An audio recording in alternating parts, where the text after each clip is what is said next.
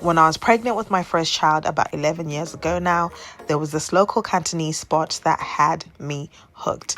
Their Singapore fried rice, elite, hands down, no cap, the baddest. But the real addiction, salt and pepper wings. I was going there almost on a daily basis. Do not judge me. I was eating for two, okay? Fast forward to now, I live 40 minutes away, and honestly, as much as I would love to pay visits, it's too far. So I thought, why not try and crack the recipe at home? And let me just tell you, your girl got it locked down. It's definitely giving what it is supposed to give, okay? It's packing all the flavor minus the MSG. And it's all really simple. You start by marinating your chicken wings and ribs, pop those into the oven for about 30-35 minutes. And then for the magic, which is the stir fry, we've got white onion, red onion, spring onion, fresh coriander, red and green peppers, some fresh chili for a bit of heat.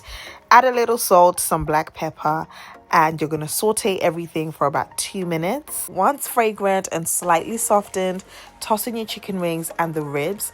Stir until everything's coated and sizzling with flavor.